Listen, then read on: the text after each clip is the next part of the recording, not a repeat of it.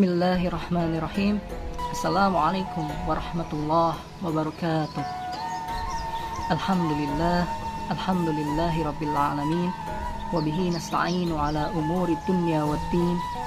Wassalatu wassalamu ala ashrafil anbiya'i wal mursalin wa ala alihi wa ashabihi ajma'in. Rabbi shrah li sadri wa yassir li amri wahlul 'uqdatam min lisani yafqahu qawli. Wa qala Allah ta'ala fi kitabihil karim, a'udzu billahi minasy syaithanir rajim. Ya bani adama khudzu zinatakum inda kulli masjid wa kulu washrabu wa la tusrifu innahu la yuhibbul musrifin. Shadaqallahul azim. Saudaraku kaum muslimin yang dimuliakan Allah, alhamdulillah, puji syukur kehadirat Allah Subhanahu wa ta'ala yang telah memberikan kita nikmat Islam, nikmat iman, nikmat sehat, serta nikmat sempat, sehingga kita masih dapat melaksanakan ibadah saum Ramadan tanpa kekurangan atau gangguan suatu apapun.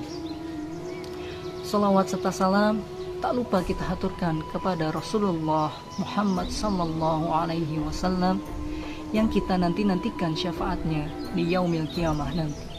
Amin. Pada kesempatan kali ini, izinkan kami untuk menyampaikan sedikit mengenai sifat berlebih-lebihan atau di dalam Islam dikenal dengan sebutan israf. Ada beberapa jenis israf, namun dalam video kali ini hanya akan dibahas israf dalam makan dan minum. Israf merupakan suatu tindakan manusia yang berlebih-lebihan, bahkan sudah melewati batas kewajaran. Meskipun dalam hukum syariat israf tidaklah haram, namun sifat ini tidak disukai Allah dan akan merusak tatanan akhlak manusia. Seperti firman Allah yang telah dibacakan di muqaddimah tadi, a'udzubillahi minasyaitonirrajim. Ya bani adama khudzu zinatakum inda kulli masjid wa kulu washrabu wa la tusrifu innahu la yuhibbul musrifin. Yang artinya, wahai anak cucu Adam, pakailah pakaianmu yang bagus pada setiap memasuki masjid. Makan dan minumlah, tetapi jangan berlebihan. Sungguh Allah tidak menyukai orang yang berlebih-lebihan. Quran Surat Al-A'raf ayat 31. Hadirin yang dirahmati Allah, ayat tersebut menjelaskan bahwa kita sebagai manusia memang diperintahkan Allah untuk makan dan minum. Namun Allah juga melarang kita untuk makan dan minum secara berlebih-lebihan. Makan dan minum merupakan suatu aktivitas yang baik, karena dengannya kita menjadi kuat untuk melaksanakan aktivitas dan beribadah kepada Allah Subhanahu wa ta'ala. Namun jika berlebih-lebihan, Allah pun tidak akan menyukainya. Lantas, bagaimanakah makan dan minum yang baik itu? Allah Subhanahu wa ta'ala telah menjelaskan di dalam Quran Surat Al-Baqarah ayat 168, a'udzubillahi minasyaitonirrajim. Ya ayyuhan nas kulu mimma fil ardi halalan thayyiban. Yang artinya, wahai sekalian manusia, makanlah yang halal lagi baik dari apa yang dapat ditemukan di muka bumi. Imam Ibnu Katsir dalam tafsir Al-Quran Al-Azim berpendapat bahwa makna halalan thayyiban pada ayat tersebut adalah sesuatu yang baik dan tidak membahayakan pikiran. Makanan yang baik tidak hanya makanan yang penuh gizi, tidak hanya makanan yang mengandung vitamin, namun makanan itu haruslah proporsional atau tidak berlebih-lebihan. Rasulullah SAW menjelaskan dalam sabdanya yang berbunyi, tiada tempat yang diisi oleh manusia yang lebih buruk ketimbang perut. Cukuplah bagi anak cucu Adam memakan beberapa suapan untuk menegakkan punggungnya.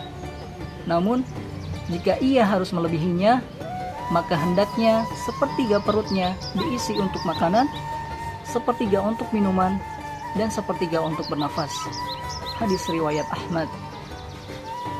Dalam hadis tersebut, Rasulullah SAW menganjurkan kita untuk makan secukupnya dan membagi isi perut kita menjadi 3 bagian.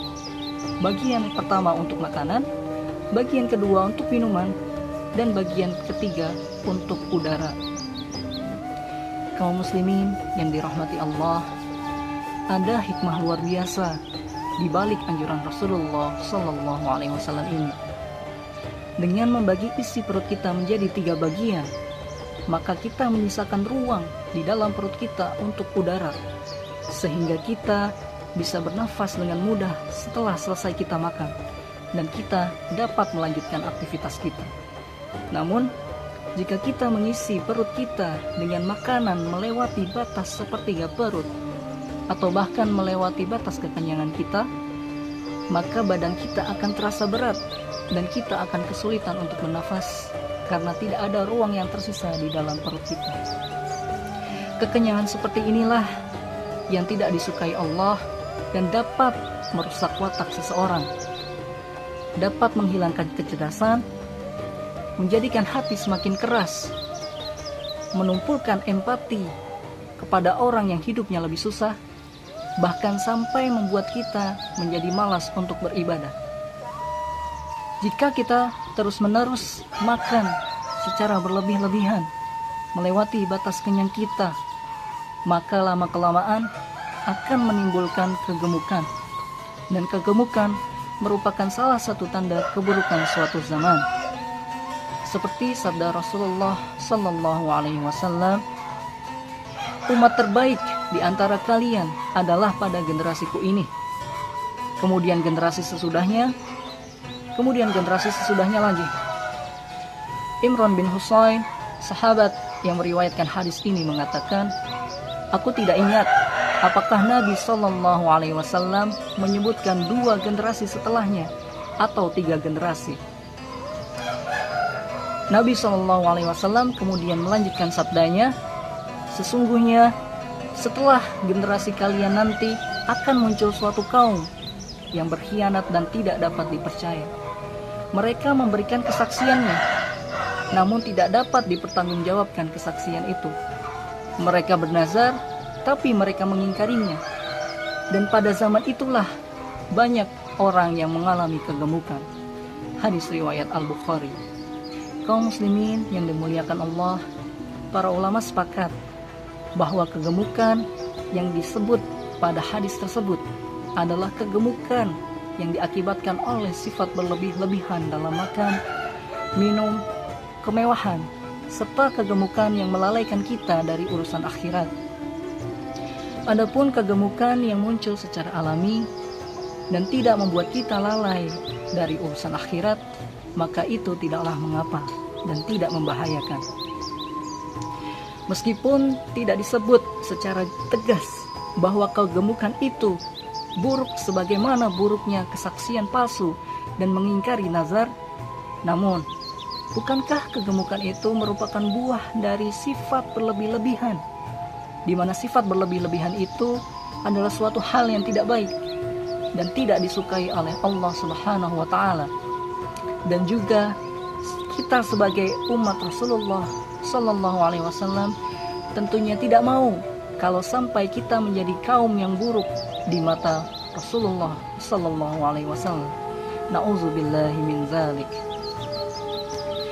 Maka dari itu, saudaraku kaum muslimin yang dirahmati Allah, mengingat saat ini kita masih berada di tengah-tengah bulan yang penuh berkah, bulan yang penuh ampunan, bulan yang melipat gandakan pahala untuk setiap ibadah-ibadah kita.